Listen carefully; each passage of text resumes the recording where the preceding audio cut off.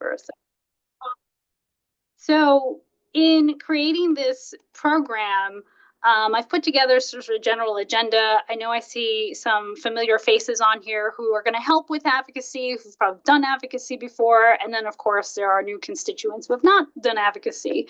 So this program is sort of, very what is advocacy? How do we advocate? But then also, I'm kind of go through, what Preservation Advocacy Week is, current legislation that's affecting historic preservation issues.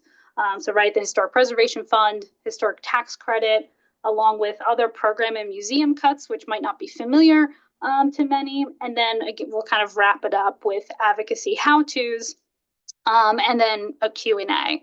So I'm going to jump right in it.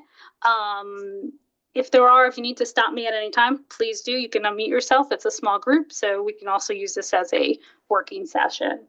So with that, what is advocacy? So advocacy is the act of, supporting or promoting a cause, policy, or idea in order to influence others, especially decision makers, to take action.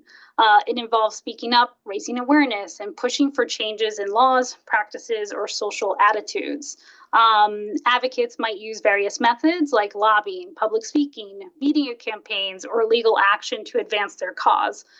An example would be someone advocating for environmental protection who might start a campaign to encourage stricter environmental regulations. They'll educate the public on climate change through programs, or they direct lobby lawmakers for that change. Essentially, advocacy is about voicing support or urging others to support a particular issue. So for us, we look to Preservation Advocacy Week, which is spearheaded by Preservation Action and the National Trust for Historic Preservation.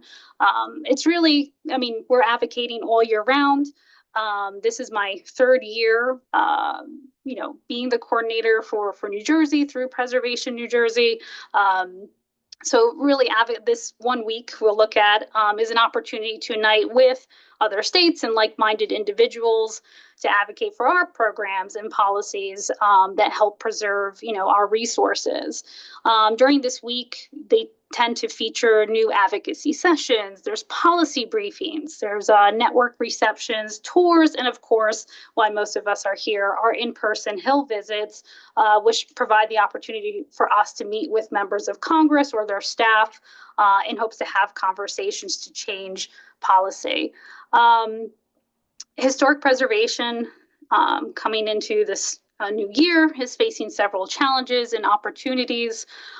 So one of the Republicans' top priorities will be passing this large tax package, which we'll talk a little bit more in depth later, which provides a huge opportunity to enact the long overdue improvements to the historic tax credit. So the voice of preservation advocates right now will be absolutely essential to make the case for enhancing the historic tax credit program and fend off any threats to diminish it. We also urgently need to reauthorize the Historic Preservation Fund, which has lapsed in September. And again, I'll talk more about it.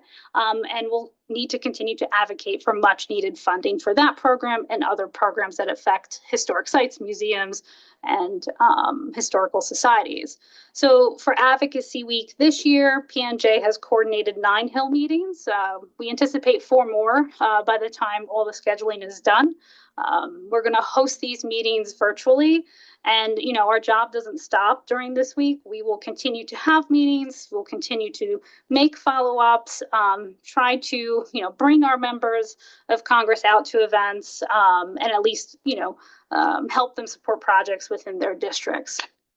So the first, and before I kind of get into the the Historic Preservation Fund, along with how we prepare for Advocacy Week and the information that we distribute to our representatives, on the screen is sort of a sample of this packet that we put together. So, our first page, just kind of going over it a little bit, will be the action items. It's sort of the brief summary, because these packets are probably about 45, 50 pages. And we do understand that our representatives do not have time to probably comb through all of it. But we know their staff does, and their staff will be able to pull out the necessary information.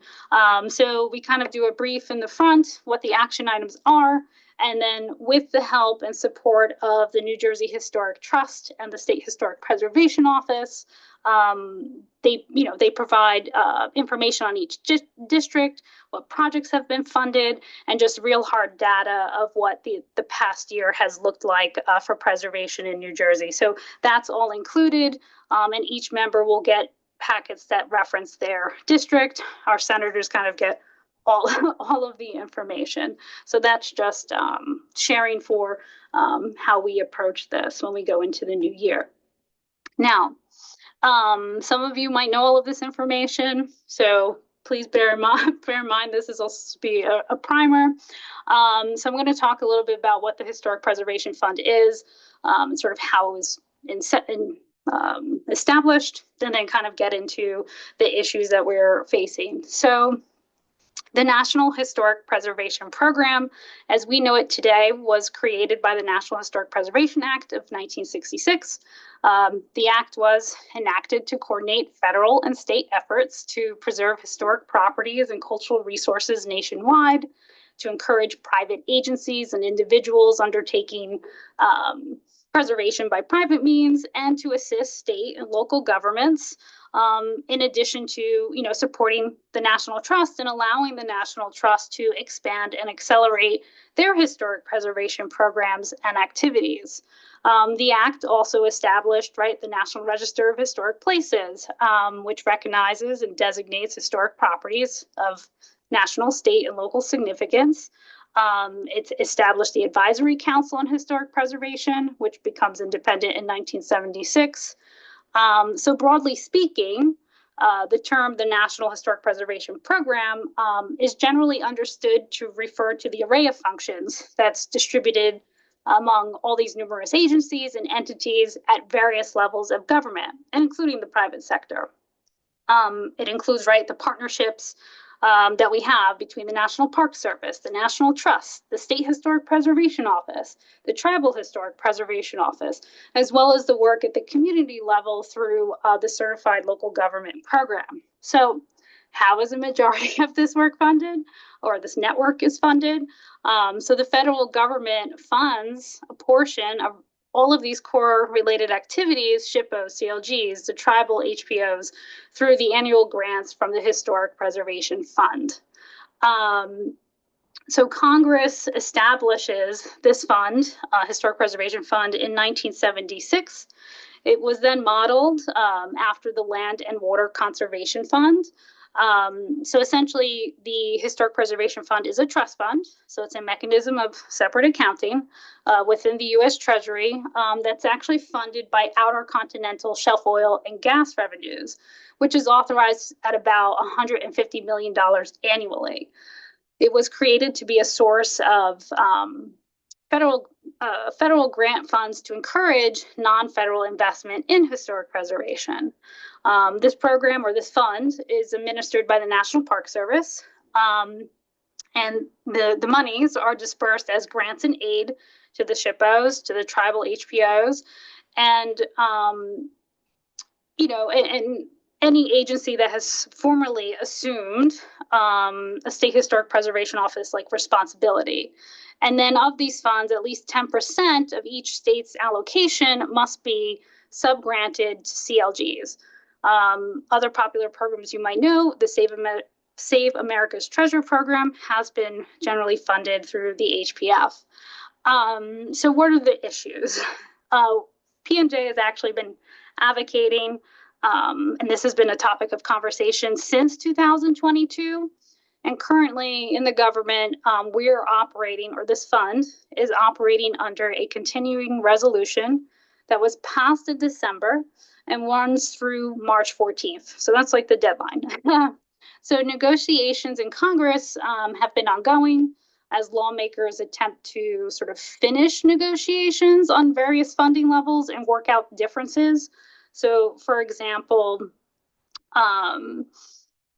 for this coming fiscal year, when they had the House version of the Interior's appropriation bill, they included 168.9 million for the Historic Preservation Fund, whereas the Senate's version included only 182 million or so from the Historic Preservation Fund. But both of these bills essentially would, at their funding levels, would be a cut below the current enacted funding level, which is roughly about 188 million. And in both of these bills, they only talk about authorizing this funding mechanism for just a year.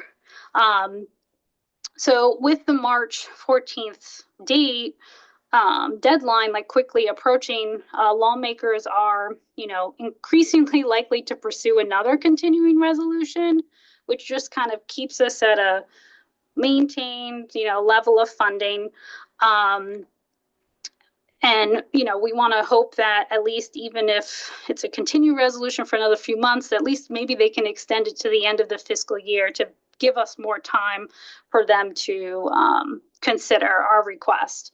So essentially, we are urging Congress to support the full 225 million for the Historic Preservation Fund, which again would provide robust funding to state and tribal historic preservation office, and all the grant programs, which you can see on my screen here. It kind of outlines the amount of dollars that would go to those programs. And it is important to note that this bill, which has not actually increased in funding. So we've maintained the same level of funding for nearly 4 decades. So, right, cost of things have increased, maintenance of historic sites. So just generally, right, we're not 40 years ago's dollar is not the same as today. So we really are hoping that we could not only reauthorize the program, but add those much needed funds to the program. Now the Historic Tax Credit Program. So similarly, right, so this has been a program around for more than 3 decades. And the federal historic tax credit program has successfully implemented sort of a national policy of preserving our historic resources. It's the most significant investment the federal government has made towards preservation.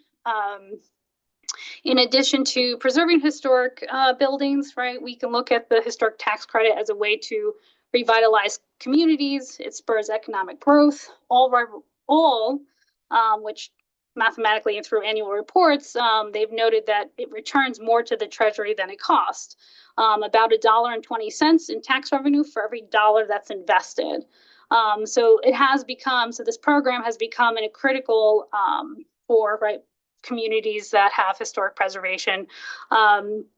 The annual report on the economic impact of federal historic tax credit, which was for fiscal year 2023, not too long ago, which was produced by the National Park Service and Rutgers University, demonstrated the benefits of the investment. And those were quite extensive. So, a high amount of historic rehabilitation projects. There was increase in payrolls and production in nearly all sectors of the nation's economy. And then going back even further, research from 2014 even shows that the benefits of historic rehab go far beyond one building, The tax credit projects spur an increase in property values. They draw in new businesses, they attract new residents, and they enlarge the tax base overall. So a few fun facts or fast facts about the historic tax credit program. Just in the life of the program, so going over a little over 3 decades, it's created more than 3.2 million jobs. It's leveraged, over $200 billion in private investment. It's generated, nearly $33 billion in federal tax revenue, and it is noted to have preserved more than 50,000 buildings that form, the fabric of, our communities. So essentially, what has happened to the HTC program? Unfortunately, since about 1986, the Historic Tax Credit Program hasn't been modernized. Given that the federal investment tax credits have recently been significantly enhanced, it's important to improve this incentive as well. The Historic Tax Credit essentially lost its value over the last 10 years due to new IRS revenue procedures and guidance, and the impact of sort of spreading out the tax credit over 5 years, which pretty much has caused the credit's price to drop about 20 to 25%. We all have suffered sort of the impacts of COVID.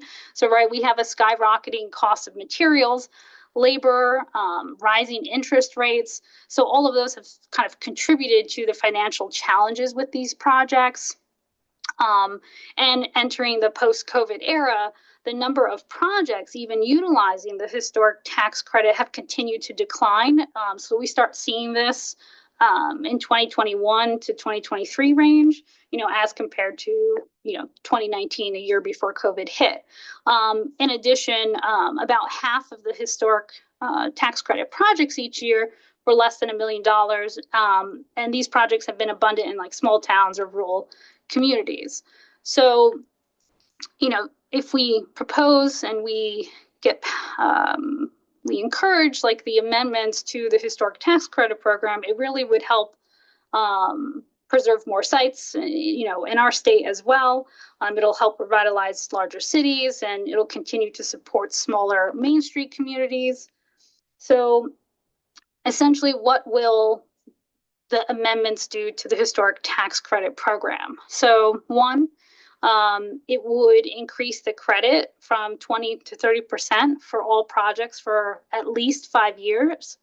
So what does that mean? All projects sort of placed in service after April 1st, 2021 would receive a temporary increase to the credit to 30% through this year, 2025. And then the credit would phase down to 26% in 2026, 23%, 2027, and so on. And this will help sort of address those unforeseen financing gaps and contribute to the economic recovery by invigorating many new historic rehabilitation projects, both big and small. The next would be the elimination of the basis adjustment. So essentially, all the projects would benefit from eliminating the requirement to subtract the amount of the historic tax credit from a building's basis for depreciation purposes. So the provision would actually bring more value to the historic tax credit and would make it easier to pair with other community development incentives like affordable housing or the opportunity zone investments. And just for reference, these are projects that are happening, I think, Patterson, Trenton, so there are, and Newark. So there, we want to bring the historic tax credit back to, promote the larger scale and sort of mixed uses for our buildings. Another amendment that would be included would be to sustain the 30% credit amount for also small projects. So this provision would permanently extend the increase from 20% to 30% beyond 2025 for small projects. So these are projects that are valued about $2.5 million or less to ensure that we could, attract smaller investment in, rural and non-urban areas. So, they too can have, take advantage of this program where, right now, not as much. Another modification would be to modify the substantial, rehabilitation definition. So this would mean that the provision lowers the substantial rehabilitation threshold for whole projects from 100% to 50% of a building's basis. So it reduces this eligibility threshold, which will make more buildings eligible for rehabilitation before they have deteriorated too significantly. Essentially, the change will also allow historic building owners to more easily adapt projects to new uses in this changing economic landscape and how the market is kind of drastic. And lastly, the modifications of tax-exempt use leasing rules. So what the bill will do, it will allow nonprofits and other tax-exempt entities to more easily rehabilitate their own historic properties. So these changes would make more projects led by healthcare centers, arts organizations, community services, affordable housing organizations, and workforce training providers possible, whereas now it's not It's not as easy as a nonprofit entity to take advantage of the program. So essentially, in closing, with the Historic Tax Credit Growth and Opportunity Act, that's its full name, it would bring more value to the credit, make more historic buildings eligible to use the historic tax credit, and it would further incentivize smaller projects and nonprofit projects. And essentially, right, overall, make the credit easier to use. We want it to be an attractable program. We want to see more buildings rehabilitated with this.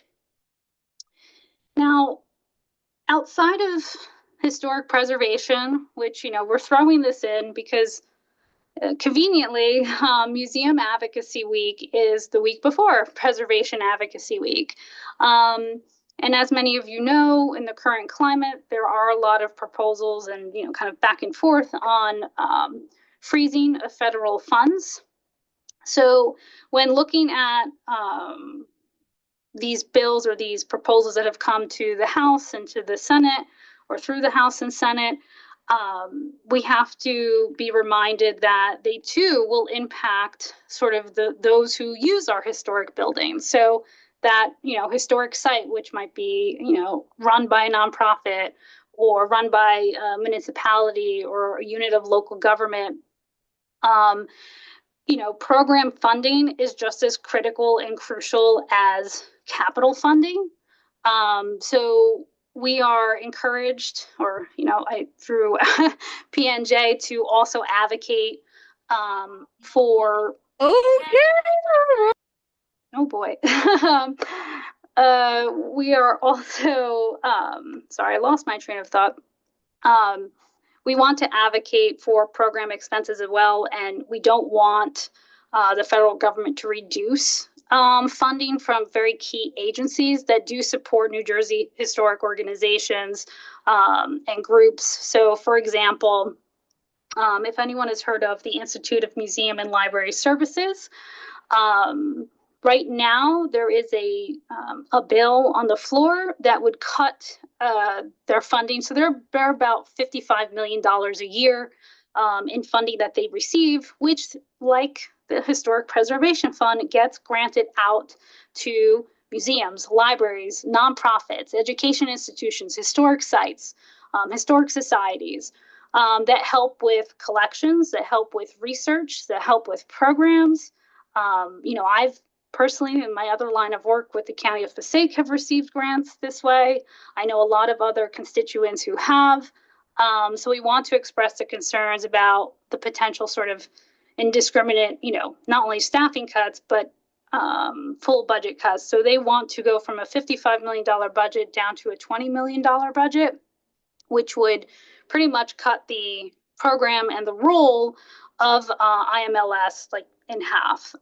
It would weaken, that agency's ability to function and be able to support other organizations. So that is something that we want to kind of put out there, that we don't want to see this this cut to this agency because it plays a vital role.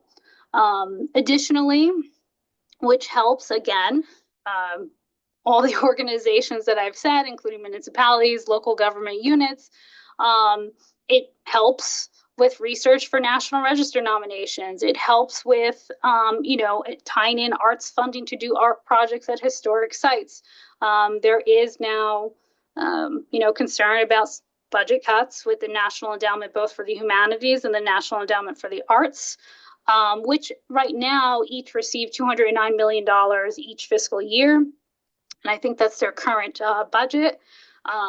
So all of the programs and grants and support, which in the state of New Jersey, most states, but it's trickle down effect. So the National Endowment of the Humanities and the Arts, they are the organization that receives this funding. It goes to the State Historic Commission, or like in our case, we have, I think, the New Jersey Council of the Arts. We have the New Jersey Historic Commission, which then they use that money to grant down in general operating support to municipalities, governments, nonprofits to run museums and programs. So both of them functioning in their budgets are critical to, keeping sites valuable, keeping them open, and providing the services that they have in the communities all this time. So we are going to encourage, and we want to encourage, the continued support of keeping their budgets, the same, as they're critical to our local groups. And then lastly, just in general, right, there is a lot of opposition or withholding of federal funds that were promised to nonprofits, municipalities, um, various agencies of government, including museums, historic sites, all of our friends. So we want to encourage Congress to ensure that those obligations that have already been made be dispersed to their grantees, and all current contracts sort of be set in place, because without that funding, without any of these fundings for programs, we can expect to see staff reductions, places closed, lack of programs, and lack of services to the public. So that's sort of a generalization of the current program and museum cuts that we have been seeing and filtering out. And we do know that last week, through our partners at the American Alliance for Museums and other museum advocates, that these are the bills that they were presenting and promoting. So we want to follow up, especially with coming in the week after, with reminding our representatives to do the same and support these. And then lastly, how do we advocate? So how, after you all get off this webinar, can you help P&J and our constituents in New Jersey raise awareness and influence our decision makers? So I've kind of just put together this summary, and I'll go through each bullet. I don't want to say rather quickly, but I'll go through each bullet. So this is general advocacy and how to do it effectively. So first, number one, identify the issue. Clearly define that issue or cause that you want to advocate for. I think we've laid out sort of 6, priorities this evening. We kind of understand the problem and the potential solutions, which is right, keep funding where it is, just approve these bills. So, right, we want step 1, identify the issue. 2, know your audience. So identify who has the power to make changes, right? It's either policymakers, business leaders, maybe influential people in your community, general public, and tailor your approach to them. We have found, or in my experience, right, we have relationships probably with people, or especially policymakers, more within our local community than, let's say, if I'm in District 3, like I'm not going to know anything probably about the representative in District 7. So, right, knowing who and how to talk to people is beneficial to getting your points across, talking points across. Research and build evidence. So collect data, facts, and stories that support your cause. Evidence helps, make a compelling argument.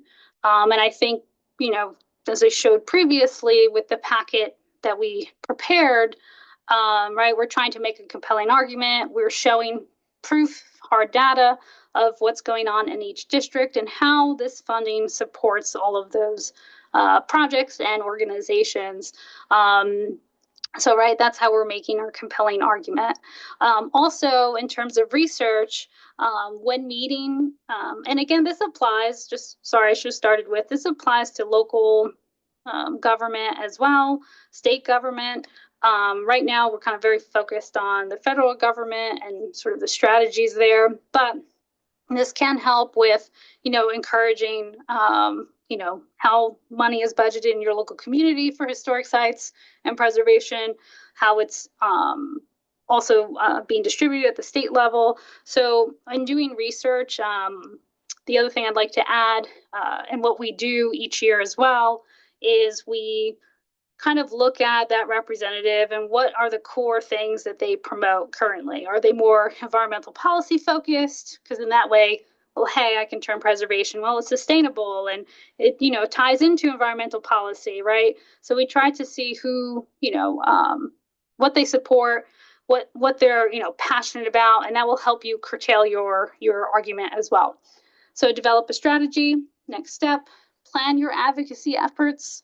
So setting clear goals, creating a timeline, and determine your tactics. Is us meeting for 10 minutes at our Capitol Hill meeting going to be worth it? Or do we do a massive media campaign? Do we do petitions from the district? So there are various ways you can, apply your strategy or develop your strategy, but definitely should have one. Create a message, develop a clear, persuasive message that communicates the importance of the issue. In kind of talking with other advocates and other advocating agencies, it seems that emotion and having, very passionate responses or dialogue, depending on your audience, is very well, received.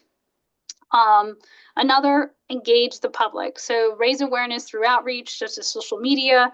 We're in the age of social media, public speaking and organizing events. So we want to build public support for our cause as well.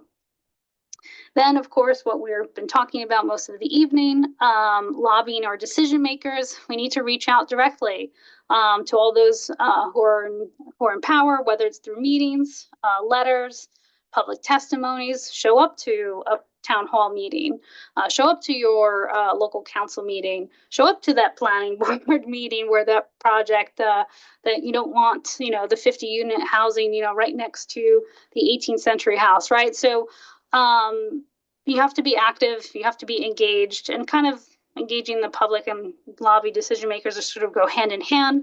And just to know, we have prepared, even currently right now with the Historic Tax Credit Program and the Historic Preservation Fund, we have sample letters that you can take, sign, and send directly to your representatives within your district, or send them to all, the more the merrier. You can also go on the National Trust for Historic Preservation's website, and it's all electronic. You can even send them an email. You just have to put your zip code and your name, and it will send directly to their offices, which I think is a pretty good tool. So those I'll share after the meeting. You'll get, the recording, the presentation, notes, and these links to these resources. Coalition building. So partner with other organizations or individuals who share your cause, which will increase influence and resources into your strategy. So, right, PNJ, we're partnered with the National Trust and the State Historic Preservation Office. We have other nonprofit agencies, other organizations that we work with. So the more that we have, the more that we stand together, all for the same cause, right? We hope that the impact and outcome would be much more, or prove to be, right, the one that we want. Follow up and persist. So advocacy is often, right, it's a long-term effort. Now I've been talking about the same things for the last 3 years, and I can tell you there are a few who I'm going to be meeting again on Wednesday that I have been saying the same thing. And, they're like, yes, we know. So you just kind of have to stay at it, stay with it, ensure that, that message kind of remains heard. Because the minute you sort of slow down, right, like you kind of lose that momentum, and you kind of have to start from the beginning. So keeping that follow up and persisting in, what you're advocating for is key. And then lastly, evaluate and adapt. So assess the impact of your advocacy efforts, learn from feedback, and adapt your strategies if needed to keep momentum going. So successful advocacy, right, again, often requires persistence, right, strategic planning, and effective communication. So just kind of bundling these sort of 10 to-dos will, help you come a long way with whatever your key preservation issue is. And with that, I will stop sharing my screen, and that kind of concludes my advocacy presentation. So if there's any questions, if you're too shy, you can use the chat feature, but you are sure to unmute yourself and ask away, and I will do my best to answer.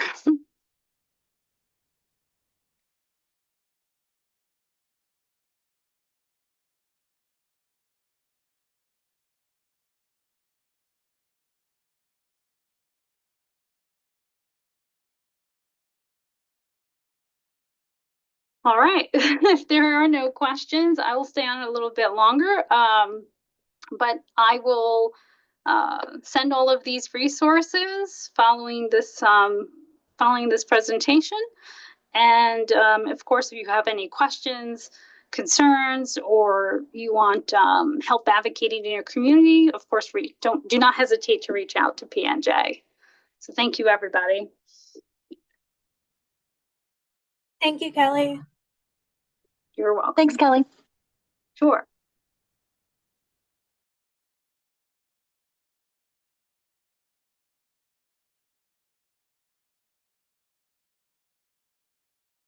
Kelly, can you hear me? Yes, I can. Okay.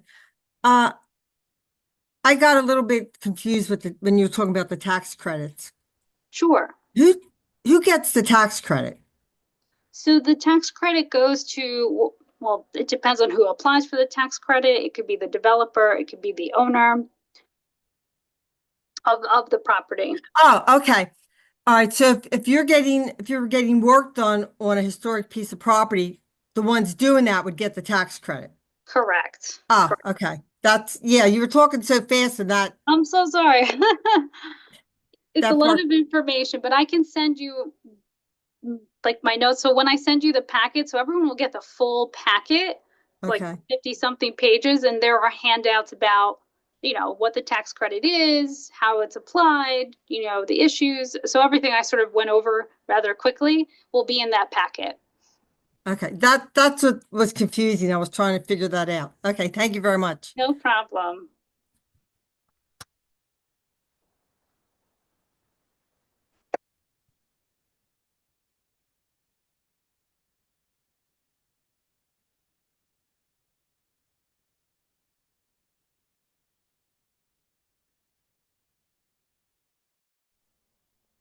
Hello?